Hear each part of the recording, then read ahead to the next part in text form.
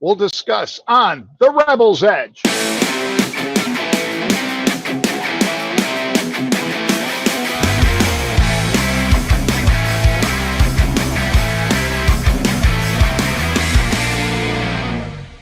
Welcome to The Rebel's Edge, folks. I'm Jon Najarian. He is Pete Najarian, that guy over there in the red. And Jared is handling all of the duties of the clocks, the graphics, and the weird sounds you might occasionally hear throughout the program. There you go. And we want to thank one of our many friends of the show. Certainly, if you're a street.com watcher, viewer, reader, you've seen our shows showing up on the street. We really appreciate them.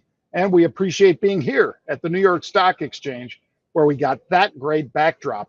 It's a lot better than a white wall behind me, I'll tell you that, Pete. No doubt. But we're going to start right in, folks, with the macro minute. And I'm going to say the PCE, personal consumption expenditures. This is money that we, all of us collectively, have spent. And are we spending more? Well, maybe that Affirm trade that we'll get to in a bit would say that we are. But that comes out Thursday, the release of the PCE. So that's my macro, Pete.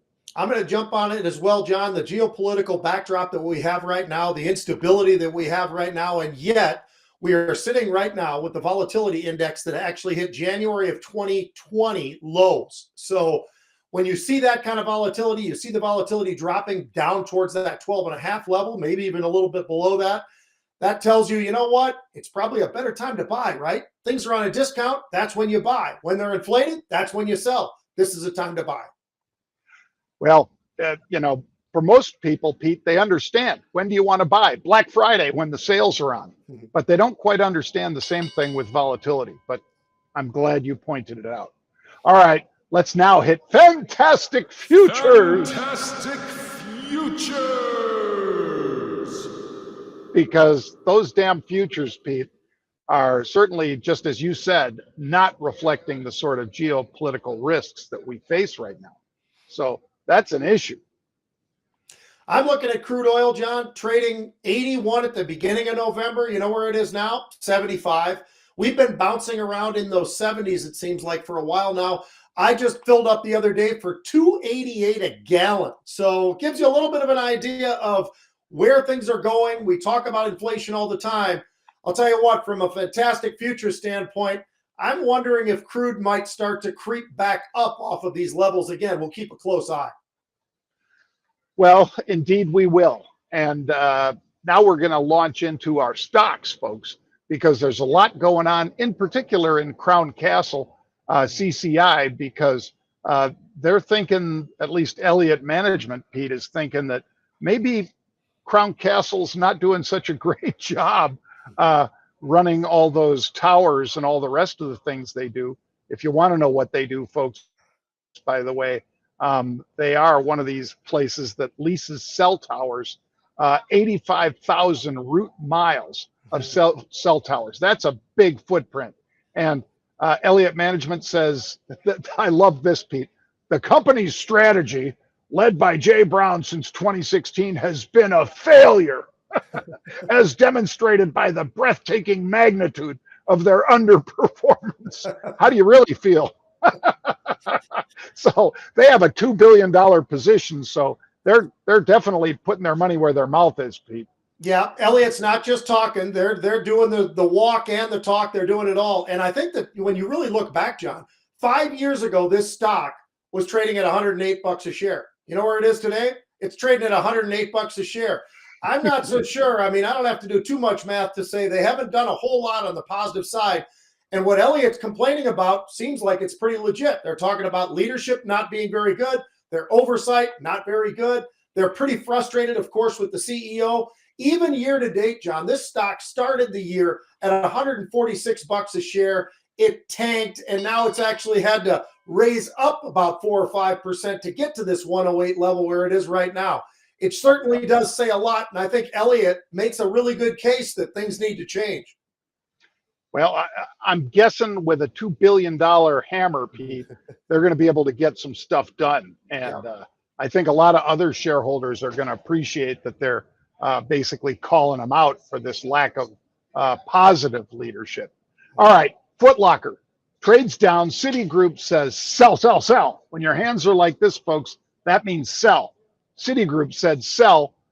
They were neutral, so they didn't like it before. They like it even less now. And my question to you, Pete, is the fact that they do have a diverse offering of stuff. It's not all just Nike and so forth. Obviously, it's a place where you can go and buy almost anything. Is this a time when you would sell, or would you even look at buying? You know, it's a tough one, John, because even BTIG last week actually went from a buy to a neutral. So there's a lot of analysts out there who watch this a lot closer than I do, and they all seem to be moving in the same direction to the downside. I'll tell you, it is interesting. And you just mentioned Nike. Here's the interesting part. I know it's not all Nike, but it's 64% of their sales is Nike. Yep. So they are tethered to some degree. And I think because of that, I think there are other brands out there that probably have a better opportunity other places, not just at Foot Locker. And Foot Locker right now being dominated for the most part by Nike. If you're a big Nike person, great. If you're not, which I'm not, I've not been in a Foot Locker, John, probably in 10 years. So I'll tell you this, if that is any kind of a record, I'm staying away from Foot Locker right now. Yeah, in the low 20s, Pete, I'm not as interested. I'm starting to get interested, but I'm more interested like 18 or 17. And that's not even the 52-week low. But, you know, this thing has just been tanking. It was up in the 40s, and now it's, like I say, 22. All right, Pete, what about Shopify? A new 52-week high. They have doubled on the year. And what do? Well, if you're a merchant looking to sell stuff, you might go to Amazon, you might go to Shopify, and you probably go to who gives you the most exposure and gives you perhaps the least amount of digging into your pocket as the merchant, because you're going to want to keep as much of that cash as possible. Well, they had a Black Friday record of 4.1 billion, and I'm guessing, Pete, they're doing pretty well on Cyber Monday too. Yeah, I would agree with you, John. Matter of fact, we had a little bit of positive options today. UOA that's saying, hey, you know what? Stocks had a hell of a move. We think this thing might even have a little bit more move, a little bit more gas in the tank, so to speak, and gas at cheap prices, like I said earlier. But anyway, Shopify, John, those numbers, as you pointed out, 4.1 billion in sales. That's up 22% year over year. That is impressive. They are doing things right now. I did want to point out, though, they did specifically say their strength in the U.S., the U.K., and Canada. So in terms of, you look at the economies, it does make some sense. They didn't mention the Asian markets. They didn't mention South Africa. They didn't mention a lot of different parts of the world. Basically, it's North America and the U.K. I'm okay with that. As a matter of fact, I think that's pretty impressive what they've been able to do, given the fact that those are the three most dominant. I think that says a lot about those three economies as well. Yeah. Again, you and I question sometimes, Pete, where they get the money to spend. I think this next stock might tell you exactly where a lot of people are getting the money, and that is Affirm, AFRM. This one also, it's a buy now, pay later situation. So is that a good deal, Pete, if consumers want to still buy, but maybe they don't have any credit left? I mean, this one hits a new 52-week high today. It wasn't much more than a month ago, Pete. This was a teenager. It was in the teens. Today it trades through 30 to the upside. And we had unusual option activity in the name. Big hits for call options that were bought, and they bought them a week ago. They bought them today as well. Yeah. Well, 17 million active users. I think that number sounds like a pretty good number, John. Their merchandise volume of 21 billion. They're doing a lot of things right, so it seems right now. Their revenue up about 37% across the board, and you can understand why we're seeing the kind of option activity we are right now. Very bullish, looking for upside. This is a company that obviously it does speak somewhat to what our economy is as well, right? Because buy now, pay later. We'll figure out how those things all do fall together at some point in time. But Affirm right now is absolutely killing it, and this is reflected by the direction of this stock for sure right now. Well, I think it's always great whenever we get an unusual option activity read that's as strong as this one, Pete. And it certainly paid off pretty big. And they have been buying this one, like I say, they bought puts all the way down. Then they started buying calls when it was 19. And like I say, it's now 29.30. New 52-week high. That's a nice way to play. Yeah. All right, Pete. Well, I guess it's about time we dive into looking what the West Virginia fans, they're big Pitt Panther fans too. They are. And it's probably the proximity of these two. They're pretty close to each other, Pete. So West Virginia, not a big fan of Pittsburgh. And we thought you guys might enjoy seeing this video.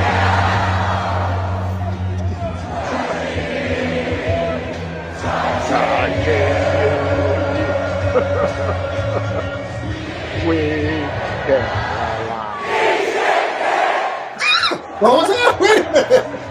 I don't know if we have to beep it. They're not big fans, it turns out, of Pittsburgh. I love football fans, John, of all the different sports. And I know they're great in hockey. I know they can be great in basketball, but there's something about 60, 70, 80,000 people all together against somebody else. I mean, that's phenomenal. That was good stuff right there. Well, you're leading me right into, sports here, Pete, because I have my take on sports, which might be different than yours, even though you were right about Michigan topping Ohio State. I hadn't counted on a couple big interceptions that turned things around and kept the win in the Michigan column. So I have to take responsibility for that bad call. That wasn't a bad call. It wasn't a bad call. That was a good game, man. That was. And that's 110,000 people screaming. Yeah. Well, what do you got, Pete? College or pro first? Well, we'll start off with the pros, John, because we just came off of a huge weekend. Obviously, Thanksgiving weekend, you've got all football, and turkey, and then football, and then pie, all of that. So where do we stand right now in the NFL? Who is the best team in the NFL? The obvious answer would be Philadelphia. They're 10-1. How do you not say it's Philadelphia? Well, I'll tell you how. If you've taken a look at what Baltimore's doing this year, John, now I know they've lost a game here and there, right? I think they're 9-3 right now. So 3 losses. One of them early. We're going to forget about that one. People make mistakes early on. But they did have a difficult one with the Browns. And that's when the Browns still had Deshaun Watson. They still have the best defense in football. And that was a good fight that two teams went head-to-head, and Baltimore ended up on the wrong side of that one. But I can tell you what, that team just gets better every week. So as opposed to Philadelphia, who I think shows vulnerability every week, John, when I look at Lamar Jackson and see what he's able to do throwing the ball, not throwing interceptions, not throwing a lot of touchdowns, his numbers are not off the charts until you add in what he's doing running the football. Now, he's the second leading rusher on the team. The guy's a second in carries for his team. And then you look at that offense and you say, wow, these guys are putting up some points. How about the defense? They're stopping folks. They are top 5 in almost every single category on the defensive side. As a matter of fact, they lead the league in sacks with 47.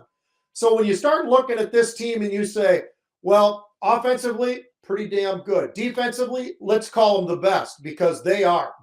When you look at the point differential right now, what they do scoring, what they do giving up, this team is absolutely dominant, and I think they're getting better every week. And as long as Lamar Jackson stays healthy, that's a scary AFC team right there, John. What do you think?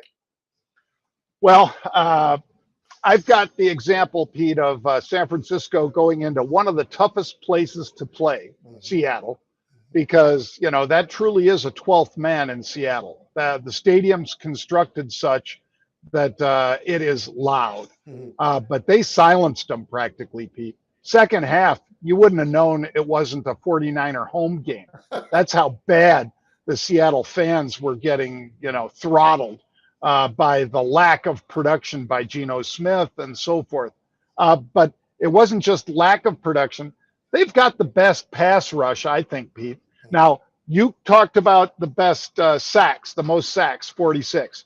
But these guys hurry the passer a hell of a lot. And Armistead in the middle, as well as Bosa and now Young, that's just a murderer's row coming at you. And they hold you in the pocket. They don't let you escape. And your only choice is really to go up the middle and run right into Armstead or that other big beast. So I think this is that was a show me game for them to go up there and beat them in Seattle like that. What was it, 30-13, Pete, I think, or something like that? So I'm not disagreeing with you about the Ravens, but I think this team is one that really gives people fits. And we'll see. Purdy had that perfect game. I think he's playing damn near perfect. And if only his brother would have played a little more perfect, Nebraska might have won that game against Iowa. High scoring game, by the way. They always, I mean, you go to Iowa real high scoring. If they're at home in Iowa, it's under 20. If they're on the road, it's going to be under 25. I mean, that's just that defense. You got to give them credit, though, right? Iowa. I mean, you go 10-2. They should have been 11-1. They had a terrible call against my Golden Gophers, and I'm first man to admit it. That's an 11-1 football team, John. With their one loss, I believe, is the University of Michigan, which was a bit of a blowout. But I'll tell you what, Iowa's defense is outstanding. They really truly are. Maybe to your point, maybe it sounds like a 49ers Baltimore Super Bowl. It very much could be that, because I'm not sure if Kansas City is really quite where everybody else might think they are right now. I know Mahomes is great, but they just don't look like the same team. All right, college football, John. Right now, what do you think should be happening? Because we're basically at the end. We're not at the very end, though, but we are very close to the end of the regular season for college football. And the very important thing is who's going to be in the playoff. This is what I love about college football, though, John. When they go to 12 teams, it won't be as fun. But because of the fact that it's 4, that kind of gives that argument we used to always have when it was who did they pick to go into the national title game, right? So I think it's kind of interesting to see what this 4 looks like. And I'm going to tell you this. I don't think Florida State should still be there. I know they're undefeated. They've also lost a quarterback who's one of the best quarterbacks in all of football. But what do you think? Can you pull out a 12-0 Florida State team, John? They got one last game, by the way. But can you take them out of the top 4? I'm saying yes, because for me, the winner of the Washington-Oregon game, that's going to be somebody who's in there. If it's Oregon, Oregon deserves to be in there. They lost at Washington. Alabama, they lost at home. You know, you take a look at some of the other one-loss type teams, and it's like, okay, there's reasons you can come up with. You could say, you know what, that team isn't even a team that's ranked anymore. And I'm talking about Texas lost to Oklahoma. Well, Oklahoma's great, but Oklahoma's got a few losses. So they're not as great as we all thought they were early on. What do you think should be the 4? I think Ohio State shouldn't even have dropped out. They went up against Michigan, at Michigan. Sure, they could drop to number 4, but how is Ohio State not still part of that top 4? That's an unbelievable team. Michigan's an unbelievable team. Georgia, of course, is always what Georgia is, an absolute dominating team. I don't know. I think the next one's got to be the winner of Washington and Oregon. What do you think? Well, I think Georgia handles Alabama, Pete. I think Michigan beats Iowa. Like you said, it's a rematch of one that they just beat the crap out of them in the first one. So I don't see Iowa winning that one. And if they did, by the way, the Buckeyes would be 3rd in the Big Ten. So that would not be good for the Buckeyes. Washington beats Oregon because they have enough defense, and Oregon literally has none. I mean, that's just, and it's partially the old Dan Fouts San Diego Chargers deal where you score so fast that you give the ball right back to the other team because you score so fast. So it's just a question of, who's going to score, who's going to have the ball last when you play Oregon if you're a big team like Washington that can score a lot. So I'm saying they beat them. Now, the one that really interests me is Louisville beats Florida State. Louisville just got embarrassed, Pete. Yeah. I don't know why, but they just got embarrassed. And Florida State's without their QB. So that will be very telling. Obviously, the committee would love if Louisville beat Florida State because that knocks Florida State out, saves them the embarrassment of losing in the playoff, because I think they get beat by any of the other three teams. And then, Pete, it might open the door a little bit for Texas. So keep your eye on that. It might not just be Ohio State. Texas is right there. And who do they play?